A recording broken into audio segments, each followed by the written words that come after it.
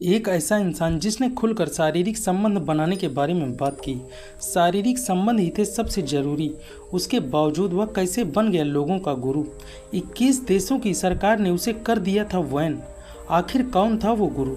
उसने तो खुद को भगवान तक साबित कर दिया था। दोस्तों, बात हम कर रहे हैं ओशो की। आखिर क्या था उसके जीवन का रहस्य? चलिए जानते हैं आज इस वीडियो के माध्यम से।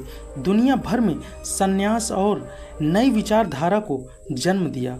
ओशो का जन्म 11 दिसंबर 1931 को मध्य प्रदेश के कुछवाड़ा नामक गांव में हुआ था। उनका असली नाम चंद्रमोहन जैन था। ओशो के जन्म के बारे में कहा जाता है वो न तो 3 दिन तक हंसे थे और न ही 3 दिन तक रोए थे। बचपन में ही अपने नाना नानी के साथ रहते थे। उनके नाना नानी की मौत हो जाने के बाद वो 7 साल की उम्र में अपने घर लौट गए। ओशो 12 साल की उम्र में अकेले शमशान घाट जाया करते थे। ओशो यह बात पता करना चाहते थे कि इंसान मरने के बाद कहाँ जाता है। इस बात को पता करने के लिए ओशो अपने मित्रों को नहाते समय नदी में ढकेल दिया करते थे और जब उनके दोस्त उन पर नाराज होते तो वो कहते कि मैं देखना चाहता था कि आखिर मरना क्या होता है। ओशो के जन्म के समय ज्योतिषी ने उनकी कुंडली देखकर कहा था कि 21 साल के होने के बाद हर साल उनकी मृत्यु का योग है। ज्योतिषी की उस समय की भविष्यवाणी के मुताबिक 21 साल की उम्र तक जीना नामुमकिन है। अगर ओशो 21 साल के बाद जीते हैं तो उन्हें ज्ञान की प्राप्ति होगी जिसे वो पूरी दुनिया में बांटेंगे।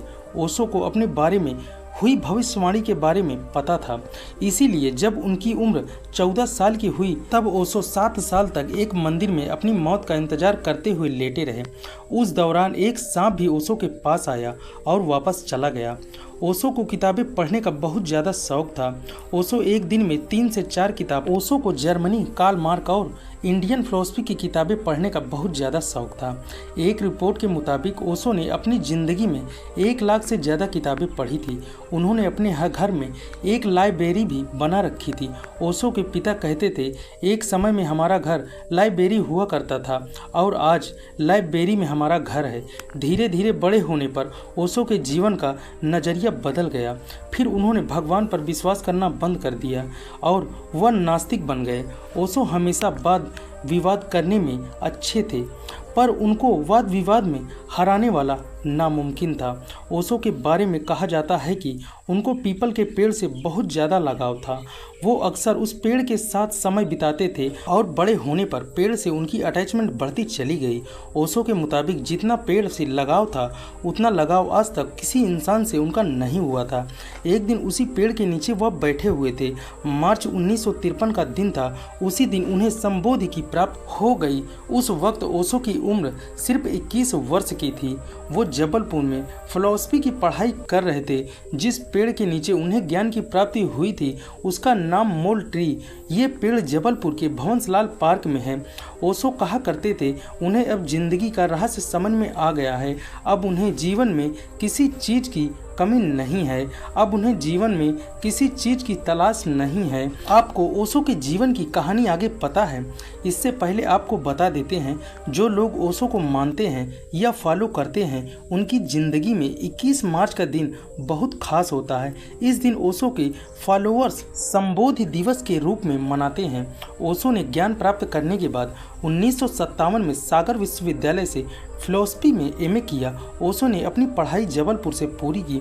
पूरी करने के बाद ओशो जबलपुर के विश्वविद्यालय में ही लेक्चरर के रूप में काम करने लगे और यूनिवर्सिटी में पढ़ाते समय ओशो अपने स्टूडेंट को ज्ञान देने लगे और ओशो अपने शिष्यों को फिलॉसफी के बारे में बताने लगे और ज्ञान देने लगे। उनका मानना था कि भारत के कैपिटलिज्म और साइंस टेक्नोलॉजी की वजह से ही आगे बढ़ सकता है। 1960 से लेकर 1966 तक ओशो दुनिया के कोने कोने में लोगों को ज्ञान देने लगे। ओशो लोगों को समझाने लगे कि इंसान की आज़ादी का मतलब क्या है और किस तरह लोगों को धर्म के नाम पर गुलाम बनाया जा रहा है।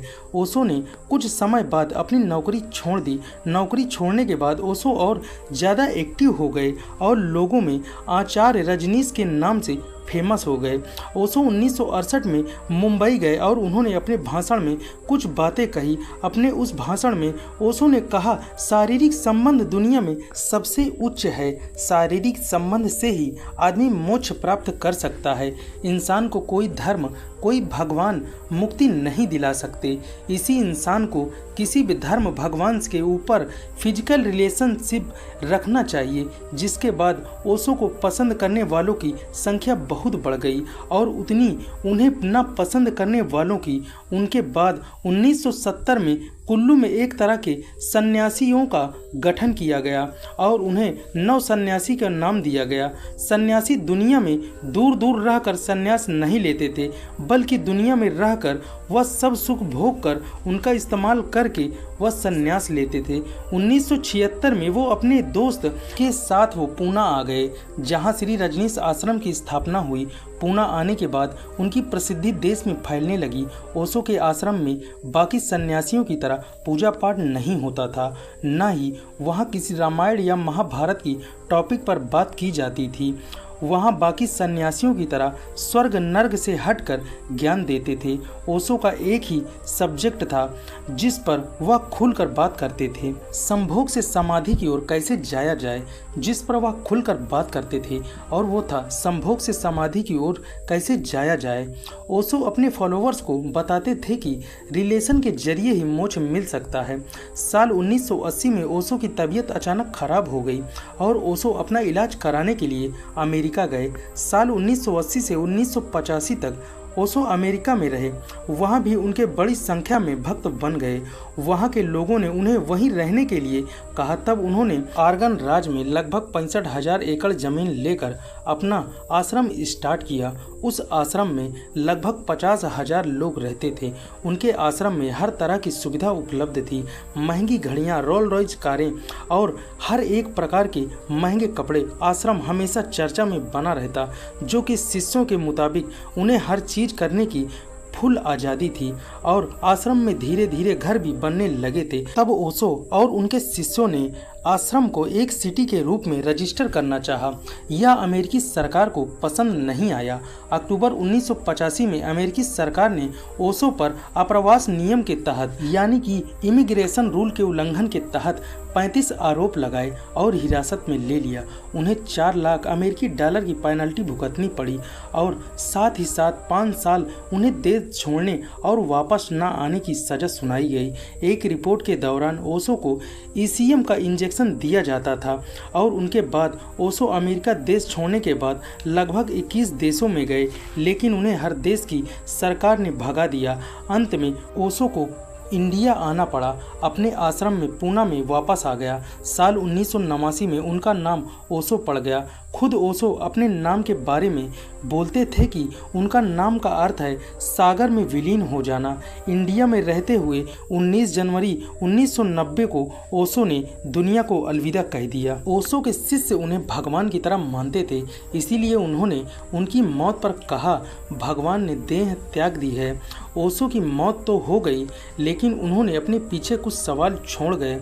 दरअसल ओशो की डेथ सर्टिफिकेट बनाने वाले डॉक्टर ने कहा कि ओशो की बीमारी के टाइम घर और आश्रम में बुलाया तो गया, लेकिन उनका इलाज नहीं करने दिया गया और बाद में ओशो को देखा गया तो लगा कि ओशो को जहर दिया गया है। जबकि उनके शिष्यों से पूछा गया तो उन्होंने बताया कि उनका हार्ट अटैक हुआ है।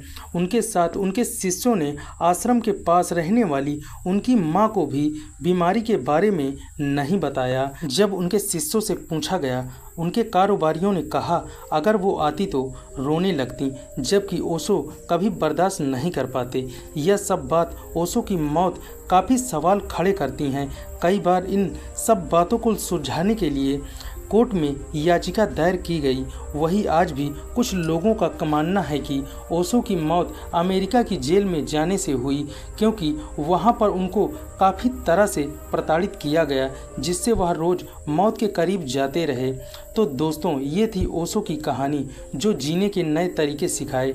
अगर ओशो के बारे में आप क्या सोचते हैं और अपनी राय हमें ज़रूर बताएं।